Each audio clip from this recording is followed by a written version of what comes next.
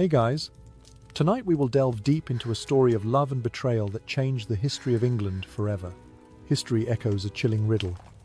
Why did King Henry VIII dare to send Anne Boleyn to the scaffold, yet never dared to harm a single hair on the head of Catherine of Aragon? Both women defied his power.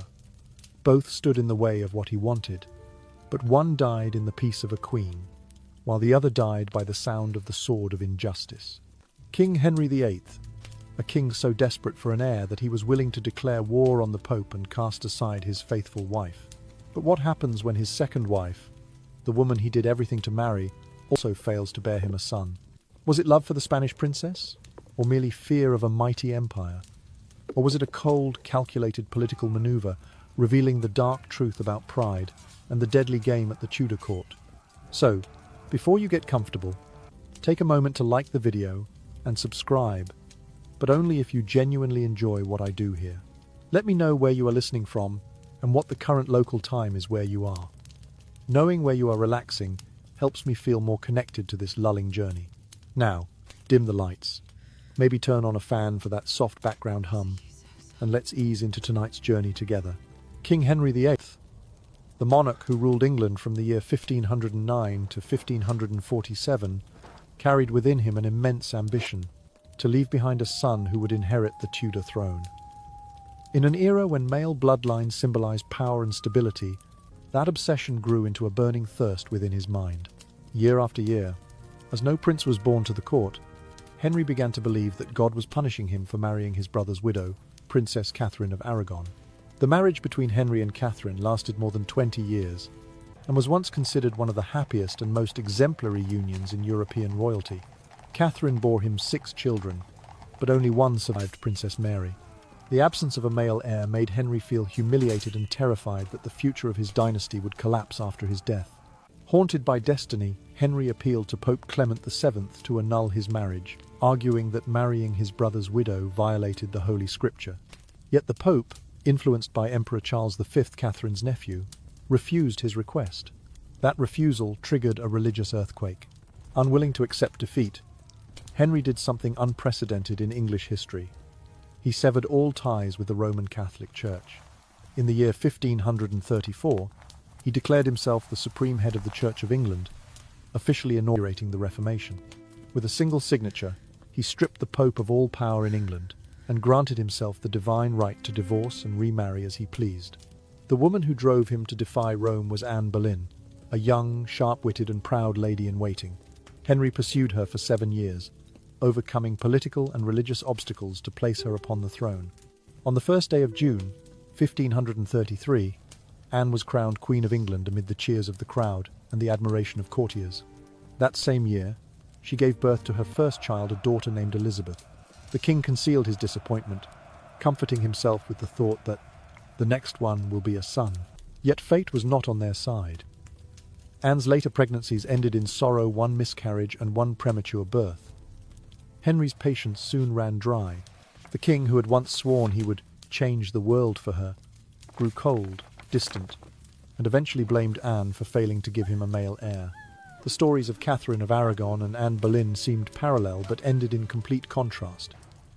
Both women loved Henry, both wore the crown, and both refused to bow to his unreasonable will. Catherine, after years of fighting to defend her honour and faith, died in January of 1536 at Kimbolton Castle, far from her daughter, yet proudly proclaiming herself the true Queen of England. Meanwhile, only 4 months later, on the 19th day of May that same year, Anne mounted the scaffold at Tower Green, dressed in a black velvet gown trimmed with white ermine, bowing her head beneath the sword of a French executioner. Why did Henry VIII allow Catherine to die peacefully while Anne faced public execution? Both had angered him. Both had defied him, and neither had given him the son he so desperately desired. The answer lay not in love nor in hatred, but in the cold calculations of power, in wounded pride, and in the intricate political chess of the Tudor court. Henry was not merely a man obsessed with fathering a son, he was a king, haunted by his reflection in history, and to protect his legacy, he was willing to sacrifice anyone, even those who had once meant everything to him. Tonight, as candlelight flickers upon the cold stone walls of the Tower of London, Imagine the wind carrying Anne's final prayer and Catherine's proud whisper from afar. These two women, one dying in quiet dignity, the other in public humiliation, forever stand as mirrors reflecting one raw truth. Power can bestow a crown, but it can also take a life with a single stroke of the sword. Catherine of Aragon was no ordinary queen. She was born into the most powerful dynasty of her age, the Spanish royal family. Her mother was Isabella I of Castile, her father Ferdinand II of Aragon. The two sovereigns who united Spain, financed the voyages of Cristoforo Colombo, and drove the Moors from Granada in the year 1492. From infancy, Catherine's world was one of grandeur and discipline. She was educated in philosophy and theology, fluent in 6 languages, and raised not merely as a princess, but as a ruler in waiting. Her tutors spoke of her as the daughter of Catholic majesty, a woman destined to reign, not merely to adorn a throne. Yet the most powerful weapon Catherine possessed was not her intellect or her piety, it was her bloodline. She was the aunt of Emperor Charles V, the Holy Roman Emperor and King of Spain, who reigned over vast dominions stretching across Europe and the New World. His empire encompassed Spain, Germany, Austria, the Netherlands, parts of Italy, and territories in the Americas, making him, arguably, the most powerful man on earth. Henry VIII knew this all too well. If he dared harm his Spanish queen, Charles could cross the Channel and bring the weight of an empire upon England. It was not an empty threat. In the year 1534, when Henry declared himself the supreme head of the Church of England, he sent the Bishop of Durham to Catherine's residence. The bishop's mission was to persuade her to acknowledge the king's new religious authority, to renounce the Pope and bow to Henry as her spiritual sovereign. Catherine listened calmly and refused. Enraged, the bishop shouted, "I will have you executed for defiance." But Catherine's composure did not falter. She looked at him steadily and asked, "And who will give you that power?" Her voice, cold and regal, silenced the room. The bishop left without another word. He understood she was beyond his reach. Catherine's untouchability extended far beyond her nephew's armies. The English people, surprisingly, adored her. In a nation famous for distrusting foreigners, this devotion was nothing short of remarkable. For 24 years she had been their queen, humble, devout, generous. She prayed for hours each day, dressed simply, and gave alms to the poor. Her dignity and restraint won the affection of both nobles and commoners.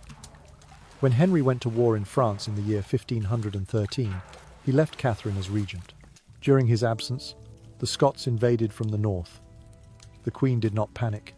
She gathered the troops, secured the borders, and entrusted command to Thomas Howard, the Earl of Surrey. The English army met the Scots at the Battle of Flodden on the 9th day of September, 1513, and triumphed. The Scottish King James IV was slain on the battlefield. Catherine sent Henry the blood-stained coat of the fallen king as a trophy of victory. That triumph sealed her reputation. To the people, she was not merely a queen, she was a saint, a defender of England itself. So when Henry later sought to divorce her, the reaction was explosive. Women armed themselves with pitchforks and blocked the royal commissioners sent to remove her from the palace. Crowds gathered in the streets shouting, "Death to your enemies." A priest who prayed for Queen Anne instead of Queen Catherine was beaten nearly to death by his own parishioners. London, York, and Lincoln whispered of rebellion. Henry understood what Catherine's death would mean. Riots, bloodshed, perhaps even civil war. Meanwhile, Charles V condemned Henry's actions before the papal court in Rome, calling the divorce the lust of a foolish man. He warned that a good and blameless queen must not suffer for her husband's desires. If Catherine were to die by force, he declared, she would become a martyr. Her image would be painted as that of a saintly victim, her story immortalized in churches, her memory kindling rebellion for generations. Henry could not risk such a legacy, but Catherine had one more layer of protection: her mind. She was not only born of kings, she thought like one.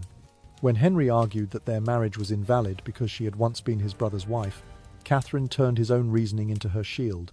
"If our marriage was never lawful," she said, "then I am not your wife. And if I am not your wife, I am not your subject. I am a Spaniard born, and English law has no hold upon me." It was a statement of pure brilliance.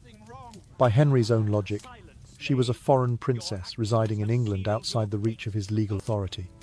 As a foreigner, she could appeal to Rome, and that is precisely what she did. When in the year 1529 Cardinal Wolsey convened a court to decide the matter of the king's marriage, Catherine refused to attend. "I will not be judged by you," she said. "I appeal to Rome." Her calm defiance enraged Henry, who soon passed new laws forbidding any appeal to the Pope. But Catherine ignored them, insisting, "I am not the king's subject. These laws do not bind me." By exploiting the king's own argument, Catherine made herself legally untouchable.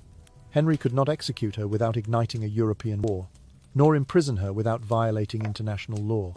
All he could do was move her from one castle to another, cutting her off from her daughter Mary, waiting for nature to take its course.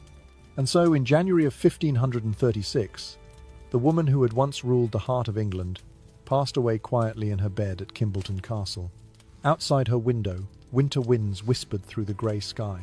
Inside, the last queen of the old faith crossed herself one final time. She had defied a king, withstood an empire, and left the world not as a victim, but as a sovereign in spirit. Catherine of Aragon died peacefully, not because Henry forgave her, but because she had rendered herself untouchable. Catherine of Aragon did not rely solely on her royal blood or the devotion of the English people. Her sharpest weapon was her intellect, and the very logic Henry himself had used to condemn her marriage. Henry VIII had declared that his union with Catherine was invalid, claiming that it violated divine law. He insisted that marrying his brother's widow was forbidden by Scripture, citing the Book of Leviticus. According to Henry, this unlawful act had cursed their marriage and deprived him of sons. It was this argument that he used to justify not only his request for annulment, but also his monumental decision to break from the Roman Catholic Church and create a new one under his own rule. Yet from the same argument, Catherine discovered her salvation. If their marriage had never been valid as Henry claimed, then she was not his lawful wife. And if she was not his wife, she was not his subject. She was, by her own words, a foreign princess residing in England. English law, therefore, had no authority over her. That realization became the cornerstone of her defense. In early 1529, the English court opened formal proceedings to determine the legitimacy of her marriage. Cardinal Wolsey presided, flanked by envoys loyal to Henry.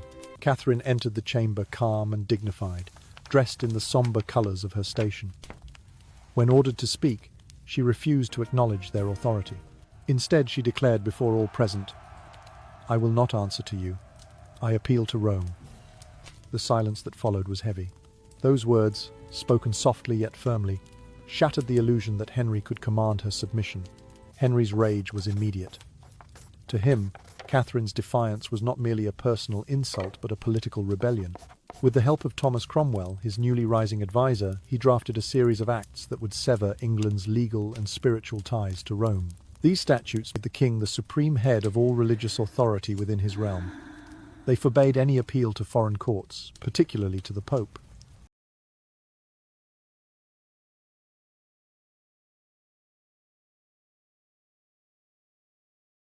But Catherine remained unmoved. "I am not the king's subject," she reminded them, "and these laws do not bind me." She continued to write letters to Pope Clement VII, appealing for intervention and insisting that Henry's actions were illegal under both canon and divine law. Ironically, Henry's own reasoning had cornered him. His claim that the marriage was unlawful became a legal paradox, one that Catherine turned against him. If the union was invalid, then she was by definition outside the reach of his new English church. Henry had cut off his own hand, as one ambassador remarked, by destroying the very legal ground upon which he might have punished her. Through this masterful inversion, Catherine became an anomaly in Tudor law, a woman simultaneously present within England and beyond its jurisdiction. Henry could neither try her in court nor imprison her without igniting outrage across Europe. Any act of force against her would have been an act of aggression against Spain and the Holy Roman Empire. England stood isolated, and Henry, though furious, understood that his options were narrowing. Thus began Catherine's quiet exile. Unable to punish her openly, Henry chose to isolate her from court. She was moved from Windsor to the Moor, then to Ampthill, and finally to Kimbolton Castle. each residence smaller and colder than the last. Guards watched her letters. Visitors were restricted. Even her daughter, Princess Mary, was forbidden to see her. The Queen, who had once presided over grand banquets, now dined alone beneath faded tapestries, surrounded by loyal attendants who dared not speak Henry's name. Still, Catherine remained unbroken. In her letters, she continued to sign herself Catherine the Queen, and she addressed Henry as "my lord and husband." Her dignity endured where her body could not. Years of confinement weakened her health. The winters in Cambridgeshire were damp and cruel. Yet even as her strength waned, she refused to renounce her title or her faith. By the winter of 1536, her body had begun to fail. On the 6th day of January, she received the sacrament and dictated her final letter to Henry. It was neither bitter nor accusatory. She forgave him, prayed for his soul, and asked him to care for their daughter Mary. The next morning she was found lifeless in her bed, her hands folded in prayer. Outside, frost covered the bare fields around Kimbolton. Inside, candles burned beside her, still form a final vigil for the woman who had defied a king and the tides of history.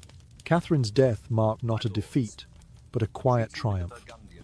By turning Henry's argument upon itself, she had rendered his power useless against her.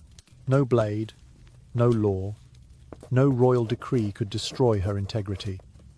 She left the world not as a discarded wife, but as a queen in spirit, her crown invisible, but eternal. Centuries later, historians would remember her not for the battles she lost, but for the one she won, the moral and legal victory of a woman who dared to face a king and hold her ground with nothing but truth and faith as her shield. In the end, Catherine of Aragon proved that intellect, when guided by conviction, can outlast even the might of a throne. Anne Boleyn was nothing like Catherine of Aragon. She was born in England around the year 1501, into a family of minor nobility with no royal blood to shield her. Her father, Thomas Boleyn, was a skilled diplomat, ambitious, intelligent, and well-connected, but far from possessing the strength or prestige of a great noble house. Her mother, Lady Elizabeth Howard, came from one of England's old families, yet even that lineage could not elevate the Boleyns into the ranks of the great dynasties of Europe. In short, Anne's rise would depend entirely on wit, charm, and circumstance. During her teenage years, Anne was sent to the Netherlands and later to France to serve at the court of Queen Claude, wife of King Francis I. It was there, amidst the splendor of the French Renaissance, that she learned the art of refinement, conversation, fashion, music, and diplomacy. The French court was a place of elegance and intellect, and Anne absorbed it all. By the time she returned to England in the early 1520s, she was transformed, graceful, eloquent, and possessed of a spark that set her apart from the English ladies of her time. Upon her return, Anne became a lady-in-waiting to Queen Catherine of Aragon. It was in this role that King Henry VIII first noticed her. At that moment, he was already known for his wandering eyes, and had taken numerous mistresses, including Anne's own sister, Mary Boleyn. Yet Anne refused to become another fleeting conquest. She had witnessed her sister's fate praised, used, and discarded, and she would not repeat it. When Henry pursued her with letters and gifts, Anne stood firm. She would not yield her virtue or her position without the title of wife. Her refusal, instead of angering the king, inflamed his desire. To a man accustomed to obedience, Anne's resistance was intoxicating. For 7 long years Henry courted her, fought Rome for her, and defied his counsellors in pursuit of her. When Pope Clement VII refused to annul his marriage to Catherine, Henry took a drastic step. In the year 1534, he broke from the Catholic Church and established the Church of England, declaring himself its supreme head. The following year, he secretly married Anne. On the 1st day of June, 1533, she was crowned Queen of England in a lavish ceremony at Westminster Abbey. Anne entered her queenship with confidence and expectation. She was already pregnant, and Henry was certain the child would be a boy, the long-awaited Tudor heir. But fate played a cruel hand. On the 7th day of September, 1533, Anne gave birth to a daughter, Elizabeth. The disappointment was profound, but concealed beneath celebration. Henry assured his courtiers that sons would follow in time. Anne's position, however, was far from secure. Her charm, once her weapon, became her vulnerability. Unlike Catherine, who had the support of powerful allies abroad, Anne had none. Her entire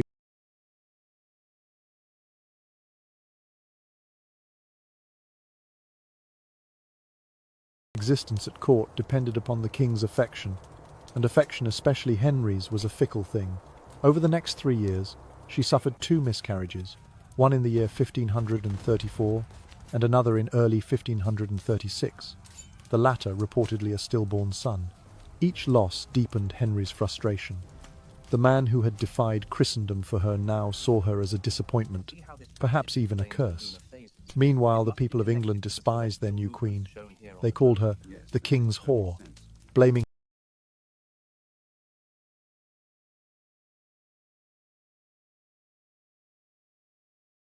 her for Catherine's suffering and the kingdom's religious upheaval. The French regarded her as an upstart. The papal court in Rome described her as a seductress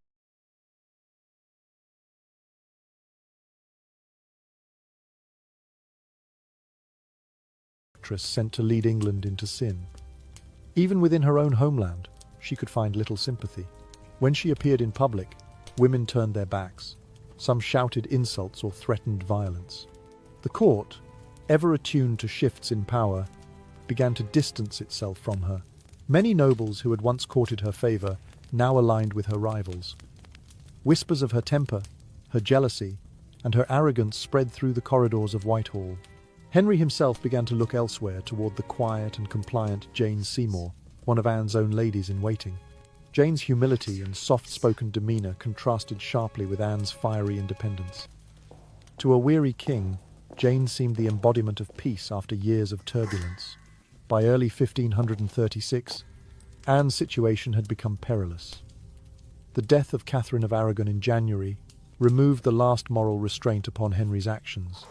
He was now free, both legally and in conscience, to rid himself of Anne without fear of international backlash. The stage was set for her downfall. Thomas Cromwell, once Anne's ally in reform, turned against her. Their disputes over the redistribution of church lands and foreign alliances grew bitter. Cromwell, ever pragmatic, recognized that the king's favor had shifted. In his eyes, Anne had become not only an obstacle but a danger to his own position. The woman who had once dazzled Europe now stood isolated in a court she had helped transform. No family could protect her. No allies dared speak for her. Even her father, Thomas Boleyn, bowed to political necessity. Anne's tragedy was not born of wickedness, but of circumstance, a woman elevated beyond safety by love and cast down by the same hand that had raised her.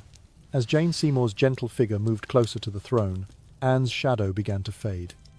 The Queen of England was now a liability, and in Henry's England, liabilities were dealt with swiftly and without mercy. Her fall would come within months, and it would shake the kingdom to its core. In May of 1536, Anne Boleyn would stand accused of adultery, incest, and treason charges, so grave and sensational that no one dared to question them aloud.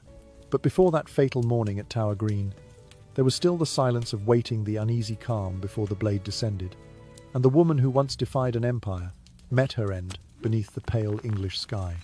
As the fragile bond between Henry VIII and Anne Boleyn began to fracture, the factions within the English court sensed an opportunity. Those who had once flattered the Queen now turned against her.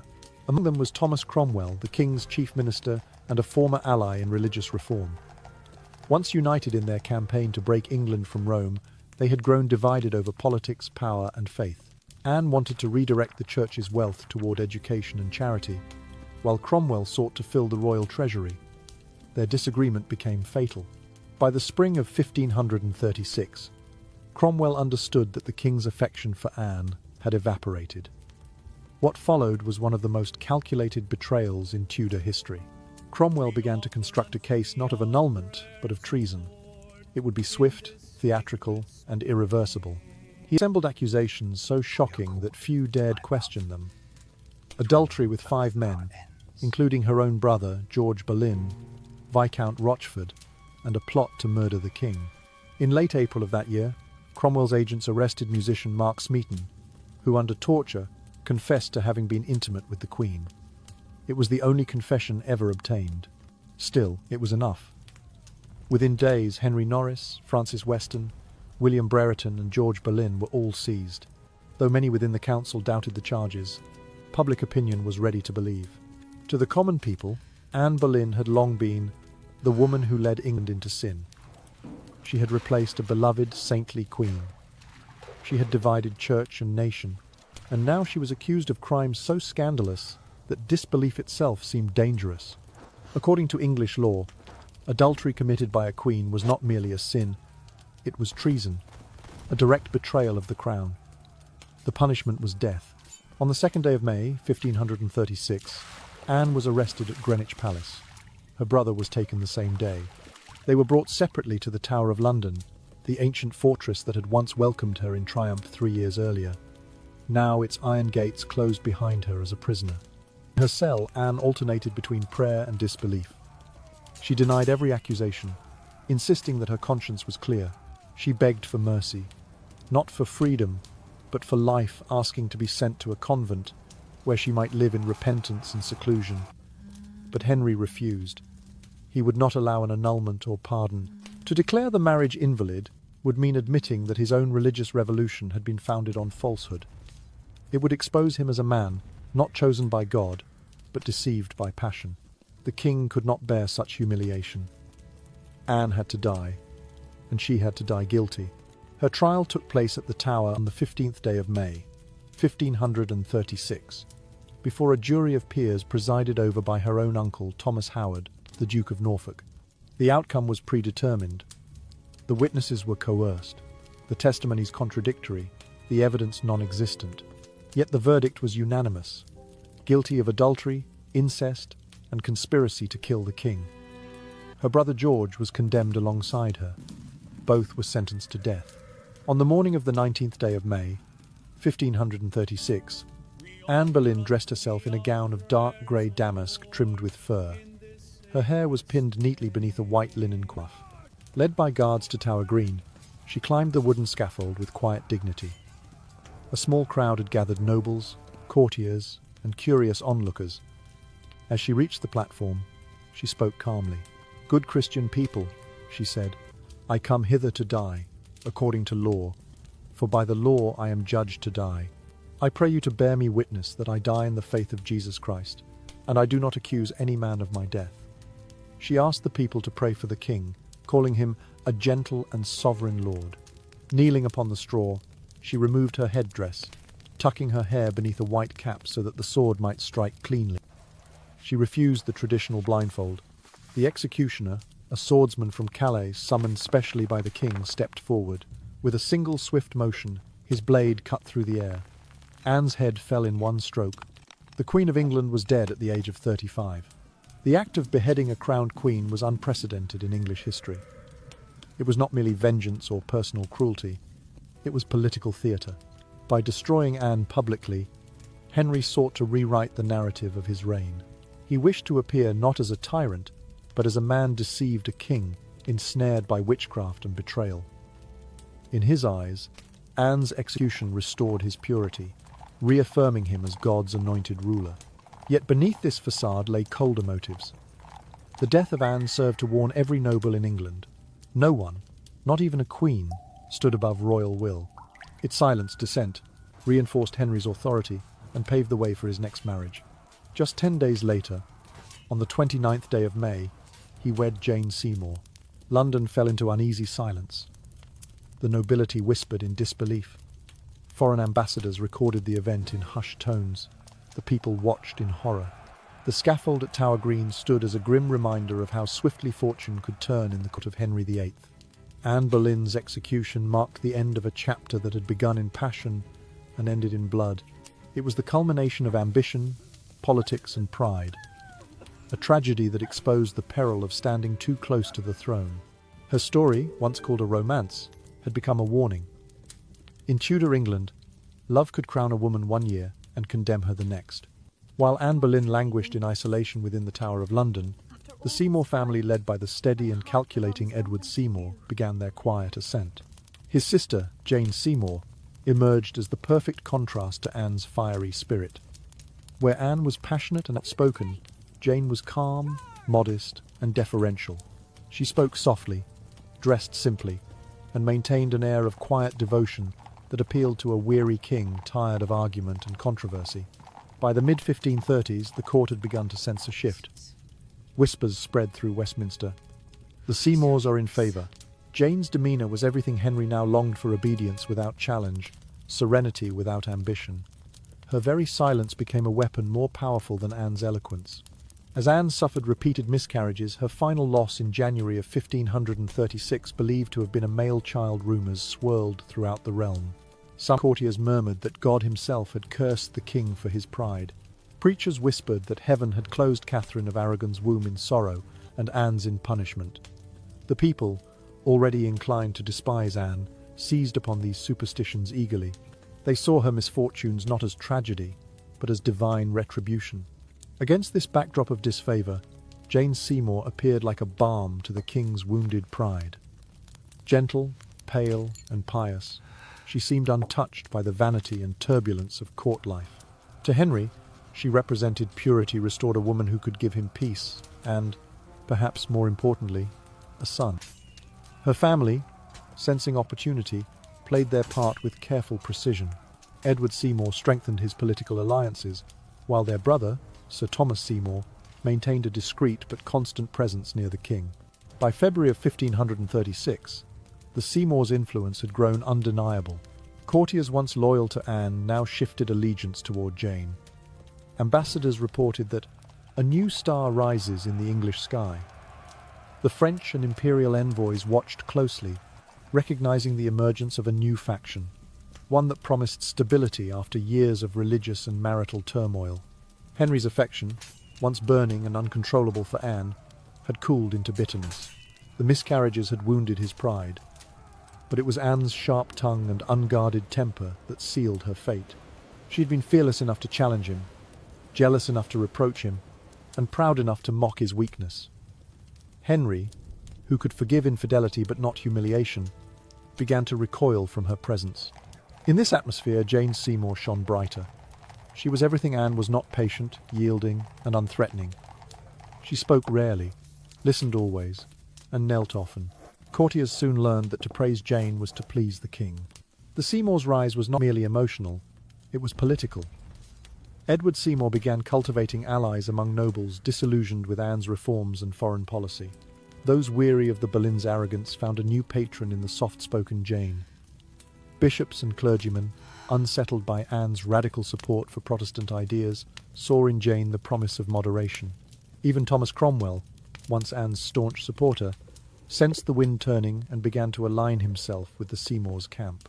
By March, Edward Seymour had been promoted to higher office and granted new estates.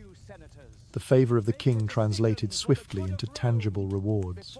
Behind the scenes, a plan took shape, not yet treason but preparation. If Anne were to fall, the Seymours would be ready to fill the void. Anne's strength had always been her singular connection to the king. She had no foreign allies, no powerful kin abroad to intervene, and no lasting support among the nobility.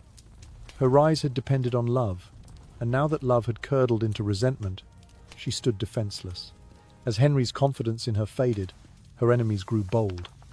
Every word she spoke was twisted into arrogance, every gesture interpreted as defiance. In April, Henry began spending long hours away from Anne, preferring the company of Jane Seymour. On one occasion, a courtier found Henry holding Jane's hand, a gesture unthinkable while Anne still lived as queen. When Anne discovered it, she was said to have broken into tears, part fury, part despair. Her pleas for understanding only deepened the king's irritation. The transformation was nearly complete. The once revered queen had become a burden, a shadow of scandal and sorrow.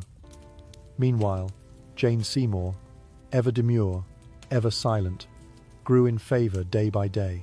To many in court, she symbolized hope, the possibility of restoring divine order to a kingdom tainted by controversy.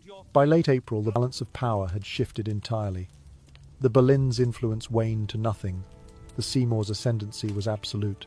Cromwell, ever the pragmatist, began to prepare the final act, a legal purge that would remove Anne and elevate Jane. Anne, sensing her fate, prayed in the quiet hours of night. She had gambled everything, her honour, her family, her faith, for a crown that now weighed heavier than chains. In the echoing corridors of the Tower, Her name was already fading, replaced by whispers of another, Queen Jane.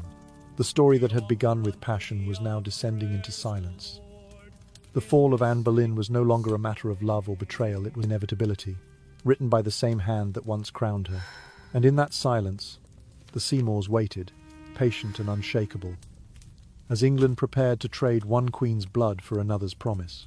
Thomas Cromwell, the architect of the English Reformation and one of the sharpest political minds of the 16th century, began his career as Anne Boleyn's ally. Together, they had once shared a vision: to free England from the authority of Rome and to shape a new order where royal power would stand above papal decree. But as the years passed, their alliance fractured. What began as partnership evolved into rivalry, one driven not by faith, but by ambition. By the year 1536, Anne's influence over the king had diminished. Her passion, once a force that emboldened Henry, now irritated him. Her political opinions, once persuasive, were now dangerous. She championed an alliance with France while Cromwell favoured reconciliation with the Holy Roman Empire. Their visions of England's future diverged sharply. Where Anne saw reform as a spiritual renewal, Cromwell viewed it as an opportunity, a means to expand the monarchy's wealth and his own authority.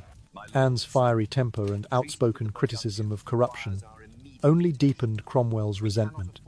She accused him of greed, of exploiting the dissolution of monasteries for personal gain. In private, Cromwell warned his confidants that the Queen's day grows short. He understood the precariousness of her position. Henry's affection was waning. The nobility despised her, and the people called her the concubine queen. All she had left was her title, and even that, he knew, could be taken. Cromwell's genius lay not in open confrontation, but in silent manipulation. He turned his enemies into instruments, their fears into tools. By April of 1536, he began orchestrating a campaign to destroy Anne from within the walls of her own court. He placed spies among her attendants, questioned her musicians, and summoned men who had once enjoyed her favour.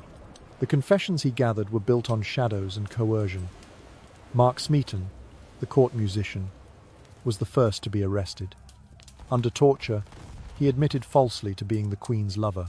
His words became the cornerstone of the case. From there, Cromwell's web widened. Henry Norris, Francis Weston, William Brereton, and finally, Anne's own brother, George Boleyn, were named as her accomplices. The accusations were monstrous adultery with multiple men, incest with her brother, and conspiracy to murder the king. Yet Cromwell knew the logic of power. The truth mattered less than belief. The court needed a story to justify the Queen's downfall, and he gave them one crafted with precision. He submitted the charges in writing, signed and sealed, leaving no space for ambiguity. Within days, Parliament and the Privy Council accepted them without question. Even those who doubted the case dared not speak. Fear ruled England more completely than faith. When questioned, several witnesses later confessed they had been bribed or threatened into silence. But by then, it no longer mattered. The verdict was already written before the trial began. Cromwell's motives were layered, part survival, part ambition. By destroying Anne, he achieved three strategic goals. First, he eliminated a powerful opponent who had threatened his reforms and accused him publicly. Second, he secured the king's favour by appearing as a loyal servant who exposed treason within the Queen's circle. And third, he paved the way for Jane Seymour's ascension, a queen who would owe her crown to him, and by extension, her gratitude. The trial that followed was swift and merciless. On the 15th day of May, 1536, Anne was tried before a jury of peersmen handpicked by Cromwell and bound by fear of royal reprisal. Her brother was tried alongside her, both charged with treason and incest. The evidence was inconsistent. Dates of supposed meetings contradicted each other. Yet every discrepancy was ignored. In Tudor England, a royal accusation was as good as proof. When the jury returned its unanimous verdict of guilt, Cromwell stood silently in the chamber. He did not smile, but those who knew him understood the triumph in his stillness. In less than 2 weeks, the Queen, who had once defied Rome and crowned herself in majesty, would be executed by a foreign sword. Henry, relieved of his inconvenient wife, could now wed Jane Seymour without scandal. Cromwell's success was complete. The king praised him as a faithful counselor, rewarding him with wealth and influence. Within months, he was elevated to the peerage as Baron Cromwell of Oakham, yet beneath the appearance of victory lay the first cracks in his own fate. By creating a system where accusation equaled guilt, Cromwell had built a weapon so sharp it could turn against anyone, even himself. But for the moment, he stood unchallenged, the quiet master of England's destiny. Anne's death on the 19th day of May sealed his triumph. The morning air at Tower Green carried no cries, only the whisper of steel through silence. Cromwell watched from a distance as the woman who had once been queen fell beneath the blade. With her last breath, she prayed for the king's soul, a gesture of grace that history would remember, though her contemporaries did not. For Cromwell, it was the perfect ending to an imperfect plan. He had neutralized his rival, satisfied the king, and secured his legacy as the man who could make and unmake queens. But power in Tudor England was fleeting.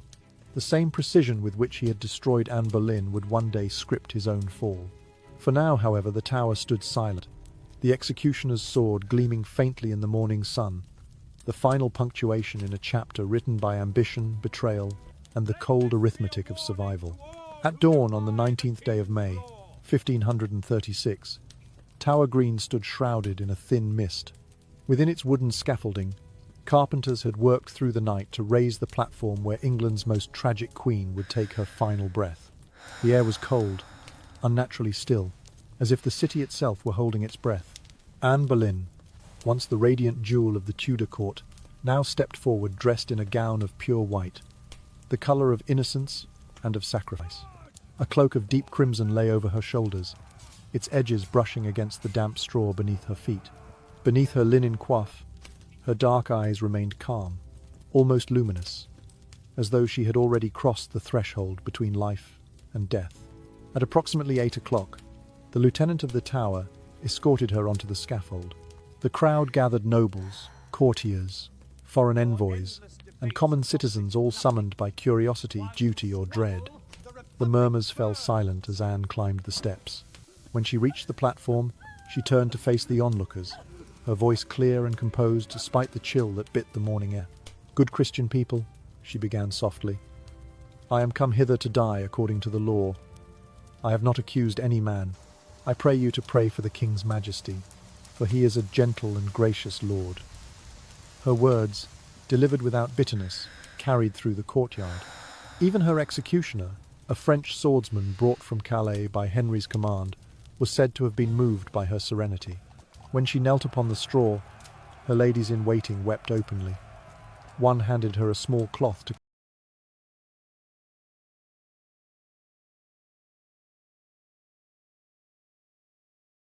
cover her eyes, but she refused it. "I shall die with open eyes," she whispered. A faint breeze stirred the white veil upon her head. The swordsman, trained in the swift art of mercy, murmured in French to distract her, "Where is my sword?" Then struck a single, perfect blow. The blade flashed once in the morning Sunday. Then silence. Anne Boleyn's head fell gently onto the straw, her lips still parted as if mid-prayer. The blood pooled quietly at her knees. The Queen of England, the woman for whom a church had been torn from Rome, was gone at 35. London reacted in shock, though not in unity. The city divided itself, as it always did in times of royal scandal. Some citizens wept for her, whispering prayers in taverns and doorways, lamenting the cruelty of the act. Others rejoiced openly, calling her the witch who led England astray. The cobbled streets echoed with both mourning and malice. At court, the reaction was just as fractured. The ladies who had once attended her fainted or sobbed behind closed doors. Yet others, weary of her arrogance, muttered that justice had been done. One noblewoman was heard to remark coldly, "The air will be sweeter now." Foreign merchants and ambassadors sent their observations across Europe. The French, once charmed by Anne's wit, mocked England for executing its own creation. In Parisian salons, poets sneered that Henry had slain the flower he himself had grown. In Spain, courtiers rejoiced. To them, it was divine vengeance for the humiliation of Catherine of Aragon. Even the Vatican, long at odds with the English crown, noted that "he who breaks with Rome finds his own sword turned inward." In the markets of London, pamphlets and ballads appeared within days. Some praised Anne's courage. She died a queen and smiled at death. Others mocked her downfall.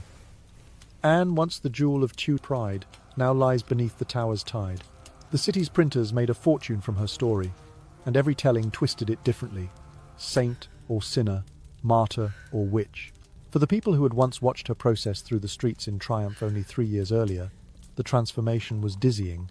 On the first day of June, 1533, Anne had ridden in splendour to her coronation at Westminster Abbey, crowned amid cheers and golden confetti. Now, only 3 years later, her body was buried in an unmarked grave within the chapel of St. Peter ad Vincula, a few steps from where she had knelt to die. In the weeks that followed, London seemed to hum with unease. The Thames carried whispers from the Tower to the palace. If a queen can fall so easily, who can stand secure? The people began to view Henry not as a lover betrayed, but as a ruler consumed by paranoia. The execution of Anne Boleyn revealed a truth the king could never conceal, that his power was absolute and his mercy fleeting. By evening, the scaffold was dismantled. The straw, soaked in blood, was burned.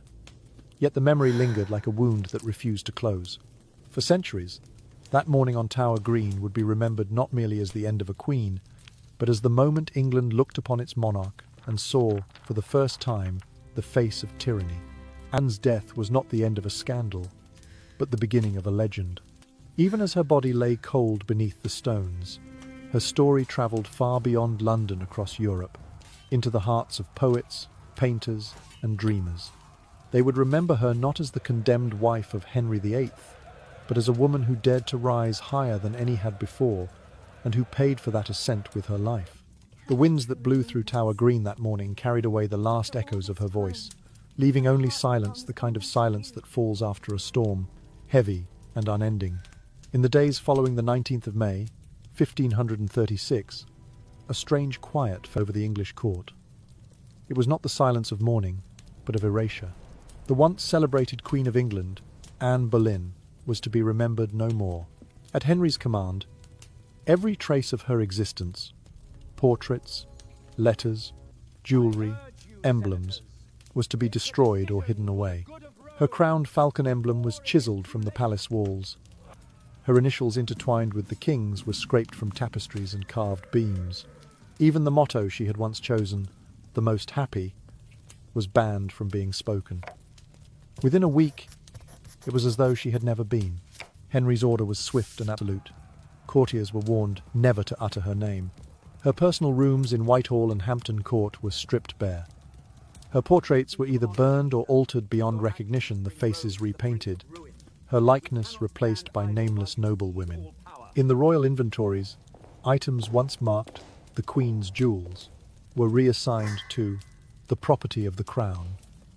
Anne's letters, filled with the tenderness and wit that had once enthralled the king, were collected and sealed in the royal archives, where most would vanish forever. To those who witnessed it, this purge was more than a gesture of spite. It was a deliberate rewriting of history, an attempt to ensure that Anne Boleyn would never become a symbol of resistance. Henry knew that a martyr queen could be far more dangerous than a living one. By erasing her image, he sought to erase her influence. Yet even in destruction, traces of grief lingered. The Spanish ambassador Eustache Chapuis, long an enemy of Anne and defender of Catherine of Aragon, recorded a curious observation. In a private audience days after the execution, he saw tears glisten in the king's eyes when the subject of Anne was mentioned. "The king wept," Chapuis wrote, "not for guilt, but for memory." Perhaps Henry mourned the woman who had once made him defy the world. Perhaps he wept for the man he had been when he loved her. Whatever the cause, the moment was brief. The next day, he resumed his affairs with renewed vigour, declaring, "None shall stand above the throne but I." For the Boleyn family, the fall was total. Thomas Boleyn, once a proud ambassador and father of a queen, lost nearly everything. His estates were seized, his influence evaporated. He was left to wander the periphery of court, a ghost of his former self, despised by those who had once envied him. Anne's brother, George Boleyn, executed alongside her, had his titles stripped and his lineage blotted from the peerage. The family's heraldic crests were taken down from the halls of honour. The Boleyn name became synonymous with disgrace. Many who had supported Anne, her ladies, servants, and distant kin were dismissed or interrogated. Some fled to the countryside, others were quietly imprisoned. It was as though the court itself had turned into a machine of forgetting, devouring every connection to the Queen it had once served. Meanwhile, Jane Seymour, the woman who had replaced her, sat quietly at Wolf Hall, preparing for her entry into history. Barely 11 days after Anne's death, on the 30th of May, 1536, she became Henry's third wife. The ceremony was private and swift, conducted in the presence of a few trusted courtiers. The ink on Anne's death warrant had scarcely dried when a new queen was crowned in the king's heart. To the public, this abrupt transition confirmed what many already believed, that Anne's death had been a political necessity, not divine justice. In taverns and marketplaces, Londoners whispered that the king had planned the marriage before the execution. Some even claimed Jane had worn Anne's jewels at the wedding, though no record confirms it. Still, the symbolism was unmistakable. One woman's blood had cleared the path for another's crown. The foreign courts watched in disbelief. France, once allied with Anne through her upbringing and sympathies, now viewed England as a realm governed by fear. In the Spanish court, Queen Catherine's former allies rejoiced, declaring that heaven had avenged her humiliation. The Emperor Charles V received the news with cold satisfaction, remarking, "The whore is dead." Henry, however, was unmoved by criticism. He presented himself as the restorer of divine order, the man who had purged corruption from his throne. In private, he immersed himself in statecraft, reforms, and the business of securing his new marriage. But even as he appeared unshaken, those close to him sensed a change, a shadow behind the crown. He laughed louder, ruled harsher, and trusted fewer men than before. The purge of Anne's memory served its purpose. Her name vanished from official records, her voice silenced in songs and sermons. But history, as it always does, found ways to whisper her back into existence. A few servants secretly preserved her letters. A painter, unwilling to forget, kept a copy of her portrait hidden behind another canvas. And in time, the daughter she had borne, the infant Elizabeth, then barely 3 years old, would carry her mother's name, not in shame, but in triumph. For now, however, England lay under the weight of forgetting. The fires that burned Anne's letters crackled in palace hearths, their smoke curling up into the cold May sky. The Tower of London stood quiet again, its stones stained by the memory of a queen erased. And Henry, alone in his chambers, stared into the embers of that fire, a king who had conquered everything but peace. Though Anne Boleyn was condemned for adultery and treason, posterity has judged her differently. To later generations, she was not a criminal but a catalyst, the mother of Queen Elizabeth I, and the victim of one of the most calculated political purges in Tudor history. Archival discoveries and re-examinations of 16th century court records reveal striking inconsistencies in her trial. The dates of alleged affairs conflicted with her documented whereabouts, and several of her supposed accomplices were proven to be elsewhere. Modern historians largely agree that the charges lacked any factual foundation. What destroyed Anne was not sin, but strategy. Her death, however, gave birth to a legend. Elizabeth, her only surviving child, would ascend the throne in 1558 and reign for 45 years, guiding England through an age of unparalleled cultural and political transformation. In Elizabeth's intellect, wit, and indomitable spirit, many saw the reflection of the mother she never knew. Anne, executed and erased, was thus reborn through her daughter's triumph. History, which had silenced her voice, found it speaking again from the lips of a queen. Catherine of Aragon, by contrast, met her end far from the court that had humiliated her. She died in January of 1536, only months before Anne's execution, at Kimbolton Castle alone, but unbroken. To the people of England, and to her native Spain, Catherine remained the embodiment of endurance and dignity. She had refused to accept the annulment of her marriage, insisting until her final breath that she was Henry's true and lawful wife. Her letters, composed in her final weeks, revealed neither hatred nor fear. "Mine eyes desire you above all things," she wrote to Henry. "May God judge between us." The contrast between the two women could not have been sharper. Catherine represented the old order faith, tradition, alliance with Rome. Anne embodied the new reform, ambition, and the peril of change. Catherine's defence of her marriage became a moral touchstone, Anne's downfall a political lesson. Where Catherine's integrity earned her posthumous reverence as the unconquered queen, Anne's passion transformed her into the archetype of the tragic reformer. Their daughters, too, carried forward their mother's destinies. Mary Tudor, Catherine's child, ascended the throne in 1553. Determined to restore the Catholic faith, she reversed her father's reforms and married Philip II of Spain, uniting England once more with the empire that had once protected her mother. But her reign was haunted by persecution and loss. When she died 5 years later, in 1558, the crown passed to her half-sister Elizabeth Anne's daughter. Thus, the two women who had once warred for Henry's favour became forever entwined through their children, whose reigns defined an age. The story of Catherine and Anne reveals a brutal truth about Tudor politics.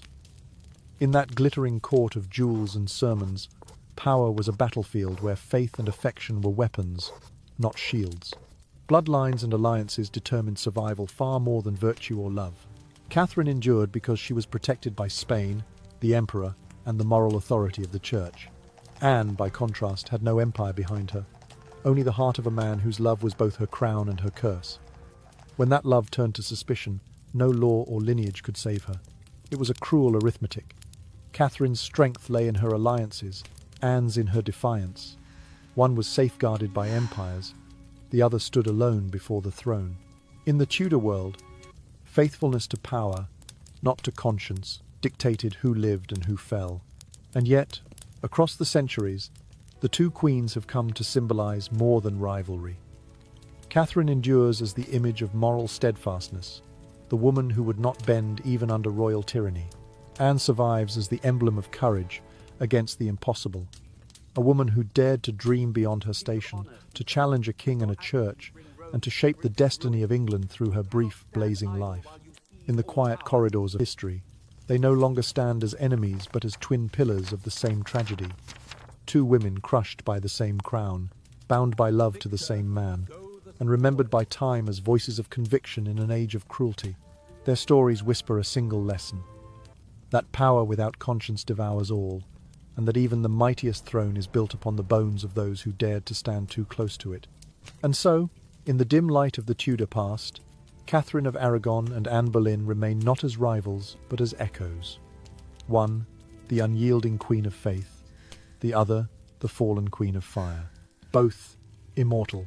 And now, as the candles fade and the corridors of time grow quiet, we find ourselves standing between two shadows, Catherine of Aragon and Anne Boleyn. Their stories, though divided by jealousy and fate, drift together like twin echoes through the centuries. One woman, steady and devout, anchored in faith and dignity. The other, radiant and daring, blazing like a comet across the Tudor sky. Both loved, both betrayed, both immortal, in the memory of a kingdom that learned too late the cost of power. If you close your eyes, you might still hear the distant sound of church bells from Westminster, the gentle rustle of silk gowns brushing against cold stone. You might see Catherine kneeling in silent prayer, her lips murmuring forgiveness for the man who wronged her. And somewhere, not far away, Anne stands beneath the soft morning light, her eyes lifted toward the sky, calm and unafraid, as though she already knows her story will not end here. Their paths, once enemies, now meet in peace. Catherine's endurance shaped Mary's crown. Anne's brilliance gave rise to Elizabeth's golden age. Two mothers, two daughters, and between them, the long breath of history, filled with lessons about courage, pride, and the unyielding spirit of women who refuse to disappear. The story of these two queens reminds us that justice, though delayed, always finds its way. That truth, though buried, never dies. And that love, whether in devotion or in defiance, is the quiet force that shapes the world long after we are gone. Perhaps that is the true legacy of Catherine and Anne. Not the crowns they lost or the blood they shed, but the light they left behind for those who came after. So as the palace torches dim and the river Thames murmurs softly under the moonlight, let your heart rest. Let the noise of the court fade away the clamour of ambition, the whisper of betrayal, and listen instead to the hush of history breathing through the night. Because in that stillness, you will find not tragedy, but peace. The kind of peace that comes from understanding that even in the harshest times, grace can endure. And even in the darkest endings, there is always a quiet dawn. Sleep now, traveller of time. Dream of distant castles and silent queens whose stories still shimmer beneath the centuries.